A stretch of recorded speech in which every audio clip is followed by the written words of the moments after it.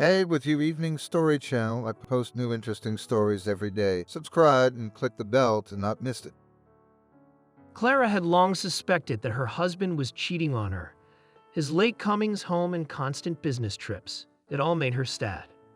One day she asked him directly, "Do you have a mistress?" Her husband answered nothing, only grinned and contemptuously replaced Clara with a look. From this look, Clara involuntarily shuddered. Yes, her husband was cheating on her, and obviously with a beauty not unlike her. And she was in her 40s, and she looked faded and overweight. It was all the fault of treatment after a serious disease of the female. But still, can her husband do that to her? They've been together for almost 18 years. Their son just started 10th grade. They're a family. It's all worked out. One day, Clara found club lipstick on her husband's shirt, red and bright and nasty, so she went over to her husband, who was sitting on the couch watching TV in a rage, and threw the shirt in his face. "Let your doormat wash it." In tears, she shouted.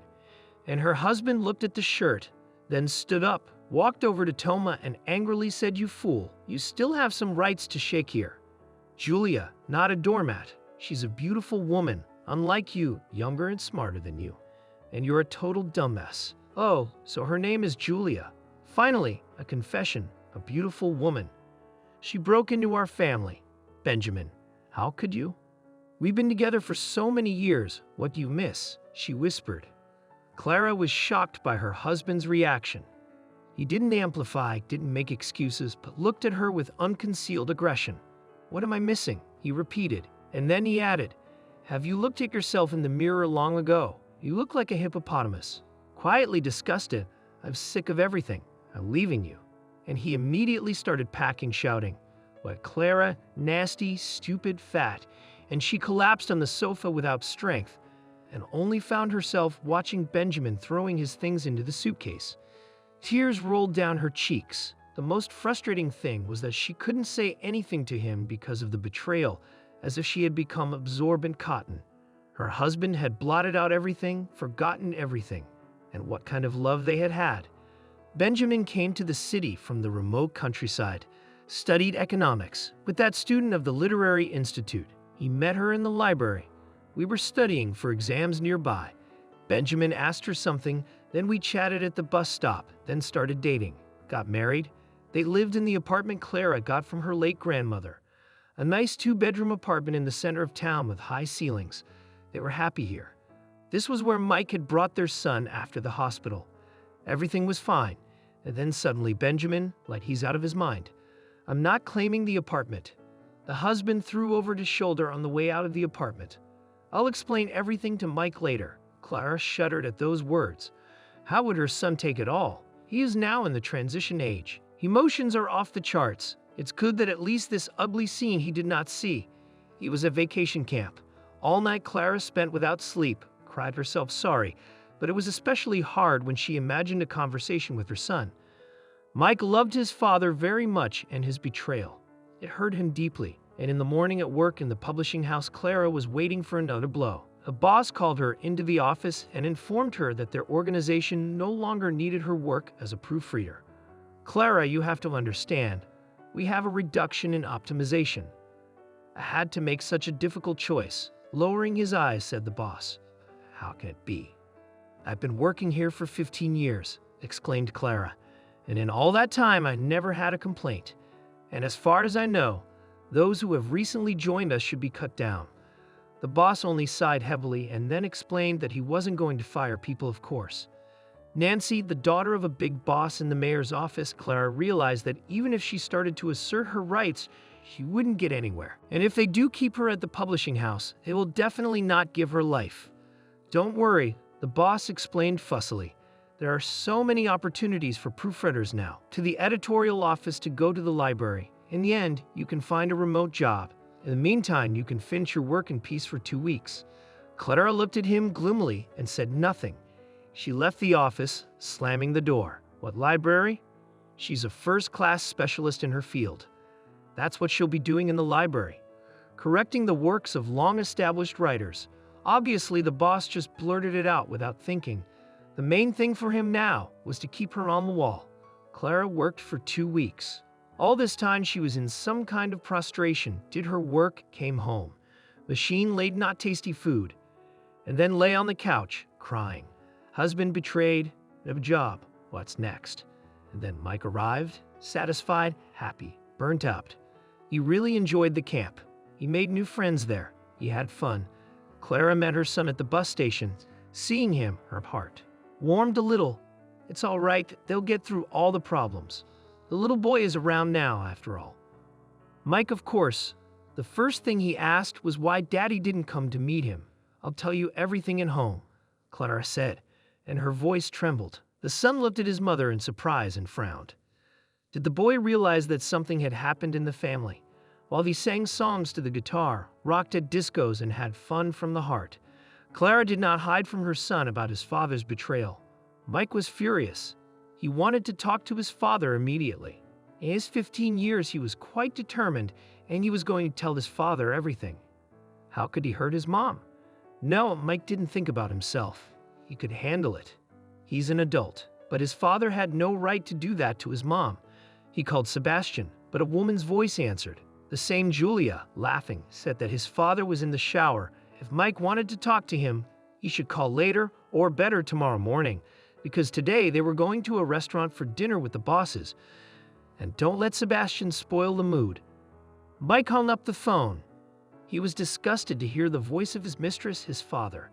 And it also seemed to him that during the conversation with Julia, he stood next to her, was not in any shower, as if someone was telling this aunt what to say.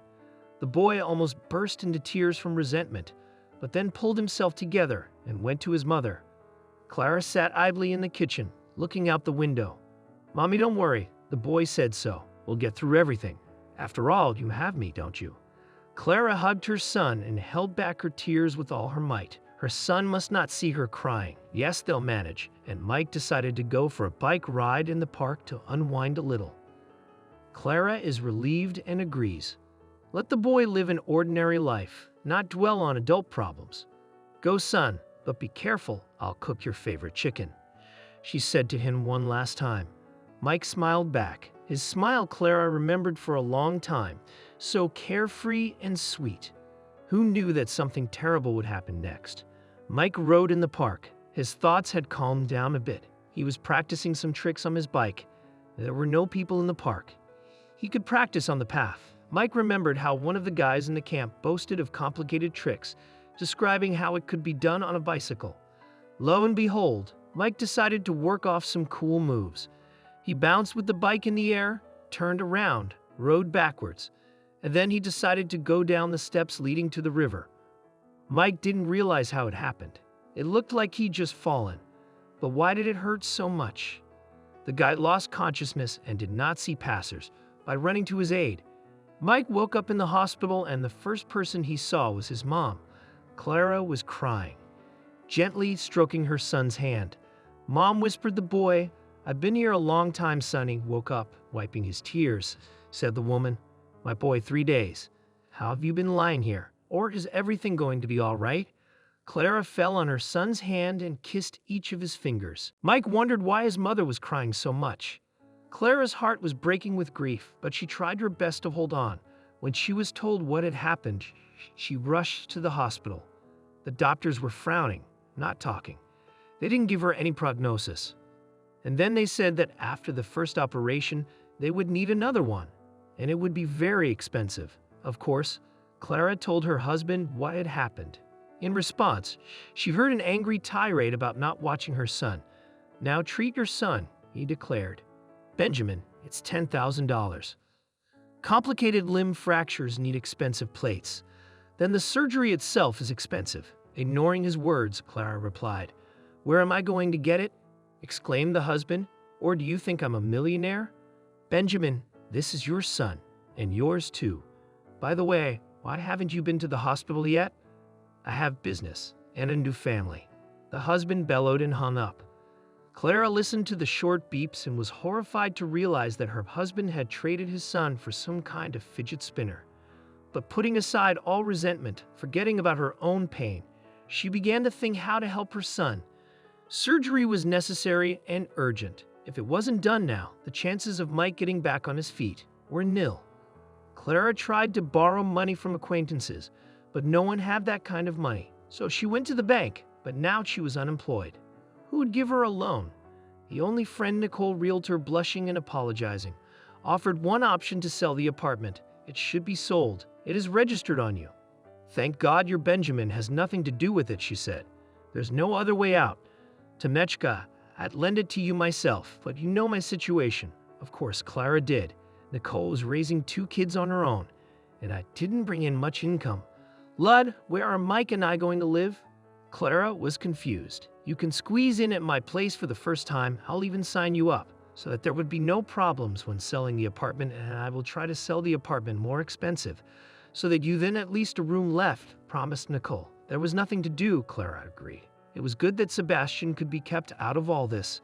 Nicole sold her apartment. Some of her things were moved in, some were left to the new owners. It was painful for Clara to realize that now. She does not have her own corner. At the age of 40, she was practically homeless, but she had to save her son. On the day she underwent surgery, she hurried to the hospital to see her son. As she approached the building, she saw her husband with a long-legged brunette, apparently the same Julia. Her husband rushed towards her. How could you sell our apartment? He started yelling. Why didn't you ask me? It's my apartment. Coldly, Clara replied, and you can live wherever you want and with whomever you want. I've invested so many years in this place. I've done the repairs, paid the utilities. You owe me a part of it. Clara was just dumbfounded by this insolence. And then she exploded. You bastard, you never once came to see your son. You didn't support him. And now you're demanding money. Did you know that almost all of it went to Mike's treatment? What kind of asshole are you? God, I've lived with you. Go back to your dyed-in-the-wool self. Forget about us. Don't you dare insult Julia. Sebastian weighed in and glanced at his friend, who next to him was playing the offended person. You're Julia's toenail, but you're not worth it. I don't care about her nails. Clara replied tiredly and walked away. A storm raged in her soul. What kind of scoundrel did she love? At last her eyes were open. To hell with Sebastian. The important thing was that her son was well now. The operation was a success, except the doctors were still very cautious about the prognosis. The son will get up. But when they needed more classes, massages, and again money was needed for that. Clara was desperate. There was no more money. The doctors, understanding the situation, showed the woman how she could take care of her son herself. They explained the rules of care, and then they discharged Mike.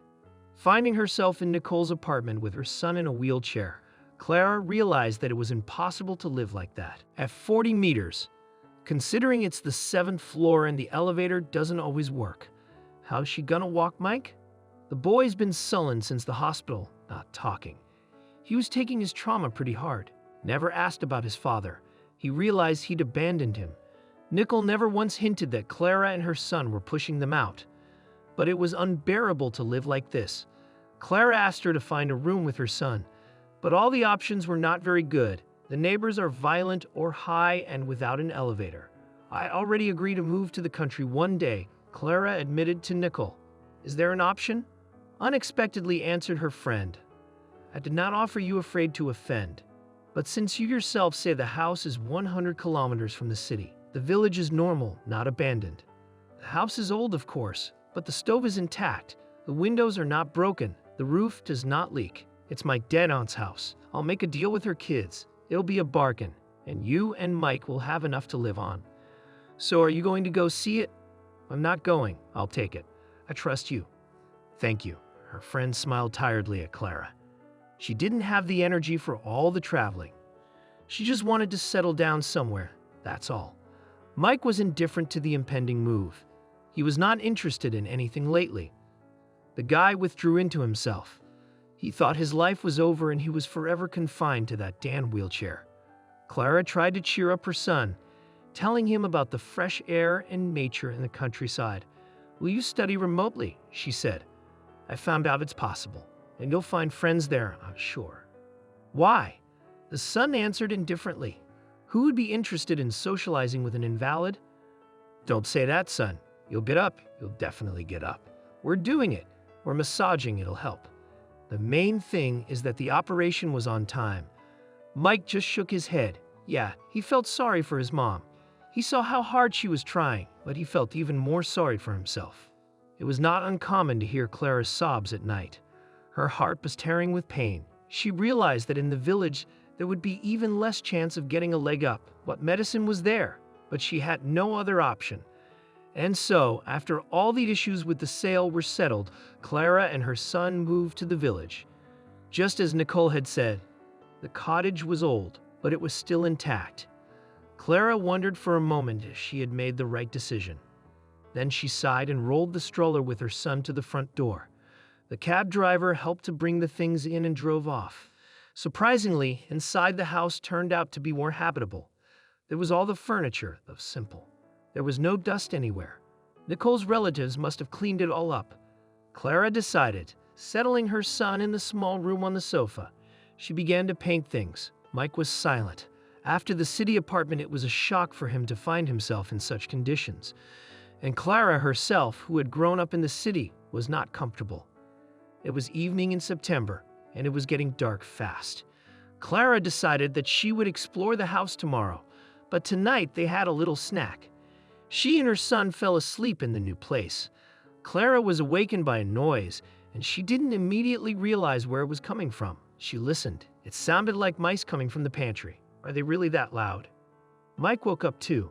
Mommy, who is walking there, he asked anxiously. Call the police. What police, son? Not until they get here. Armed with an iron dustpan, Clara decided to see for herself who was making noise in the pantry.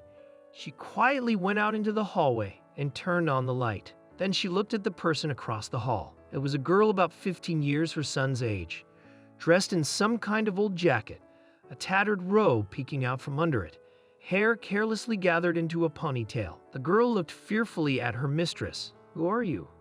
Clara asked at last. I'm Kate. Barely audible, the girl said. Don't send me away, please. Can I and the pantry crossing today will not come tomorrow. I don't understand anything.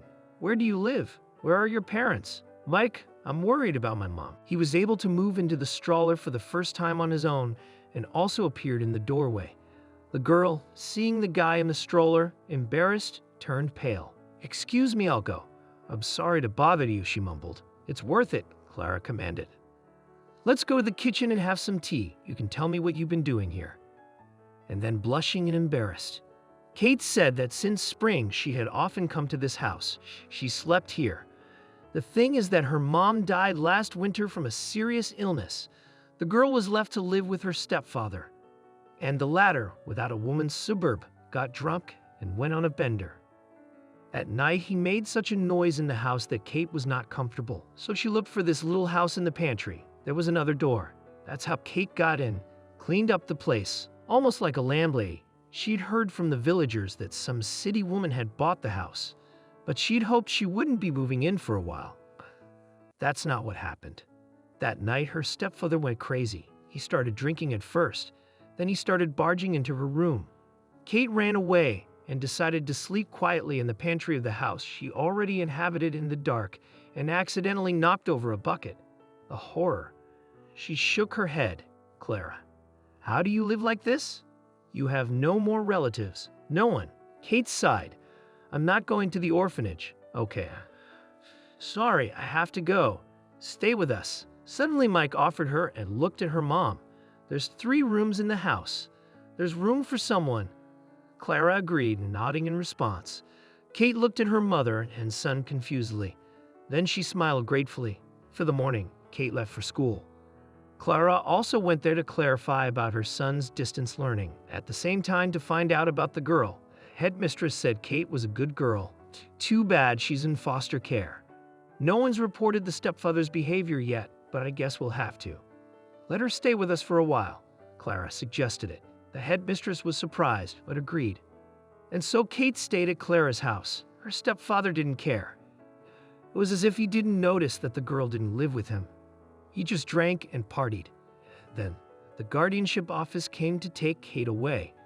With difficulty, they were able to convince the director, the chairman of the village council, that the girl would be better off with a new resident of Clara. Everyone was sure of it, because they had seen Clara was a good woman. Kate and Mike became friends, did homework together, chatted about all sorts of trivia. The boy thawed his soul and believed that not everything in his life was still lost. Kate carefully watched how Clara massages her son and once offered her help. It turns out that her mother used to work as a masseur in a district hospital, and the girl remembered some of the manipulations her mom taught her. Clara was cautious at first, but agreed. As soon as she saw Kate professionally doing massage. In addition, the girl studied on the internet exercises on therapeutic physical therapy and then practiced with Mike. Clara was happy to have such an assistant because the time for her son became less. She got a job at the village council as a secretary, and by Christmas, Mike was back on his feet. Whether it was just the right time, we don't know, or maybe Kate had worked a miracle. It didn't matter. The three of them were happy and relieved that things had worked out for them. Mike started to go to school with Kate. He liked it in the village. He made friends and hobbies. Mike loved tinkering with animals, except that he didn't look at bicycles anymore. He rode. Another year and a half had passed, and Kate and Mike graduated from high school, went to college.